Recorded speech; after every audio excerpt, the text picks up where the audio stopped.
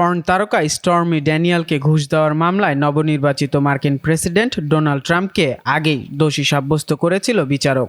দোষী সাব্যস্ত হবার পর ট্রাম্পকে 4 বছরের সাজা দিতে পারতেন বিচারক, তবে তা তিনি দেননি। নিউ ইয়র্কের ম্যানহাটনের বিচারক হুয়ান এম মার্চান রায় দেন। সাজা না দেওয়া প্রসঙ্গে তিনি বলেছেন, যেহেতু ট্রাম্প নির্বাচিত প্রেসিডেন্ট, তার কিছু আইনি রক্ষা কবচ আছে, সে কারণে তাকে দণ্ড দেননি তিনি।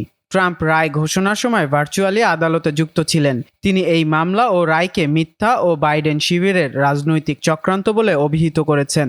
এই রায়ের বিরুদ্ধে অবশ্যই উচ্চ আদালতে যেতে পারবেন ট্রাম্প। যৌন সম্পর্কের বিষয় গোপন রাখতে 2016 সালের আগে স্টর্মি ড্যানিয়েল নামে এক পর্ন তারকাকে ঘুষ দিয়েছিলেন ট্রাম্প, এমন অভিযোগে মামলা করেন ওই নারী।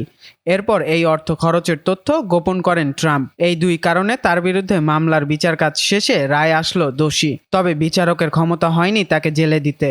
মার্কিন উইলিয়াম হাওয়ার্ড টাফন, যিনি 27তম প্রেসিডেন্ট, তিনিও ক্ষমতায় যাবার আগে ট্রাম্পের মতোই মামলায় দোষী সাব্যস্ত হন। আরেকজন হলেন মার্কিন 18তম প্রেসিডেন্ট ইউলিসিস এস গ্র্যান্ট, তিনিও শপথের আগে আদালতে দোষী সাব্যস্ত হন। তবে ইউলিসিস ও হাওয়ার্ডের প্রেসিডেন্ট হিসেবে দায়িত্ব পালনে আদালতের সাজা কোনো বাধা হয়নি। ট্রাম্পের ক্ষেত্রেও যে কিছু হবে না তা এরই মধ্যে বোঝা গেছে। 20 জানুয়ারি ডোনাল্ড ট্রাম্প মার্কিন যুক্তরাষ্ট্রের 47তম প্রেসিডেন্ট হিসেবে শপথ নেবেন। 45তম প্রেসিডেন্ট হিসেবে দায়িত্ব পালন করেন ট্রাম্প। মোট 3 বার ভোট করে 2 বার বিজয়ী হন তিনি। ডোনাল্ড ট্রাম্প মূলত ব্যবসায়ী। আবাসন, হোটেল, বিনোদন সহ নানা ধরনের ব্যবসা আছে তার। 2000 সালে রিফর্ম পার্টি থেকে প্রেসিডেন্ট নির্বাচন করতে চেয়েছিলেন তিনি। 2015 সালে রিপাবলিকান পার্টির রাজনীতি শুরু করেন তিনি। ডোনাল্ড ট্রাম্প নানা রকম মুক্তির কারণে সমালোচিত। ট্রাম্প মার্কিনীদের বা বিশ্বের কাছে যুদ্ধবাজ নেতা নয়, বরং ব্যবসামনস্ক প্রেসিডেন্ট হিসেবে পরিচিত।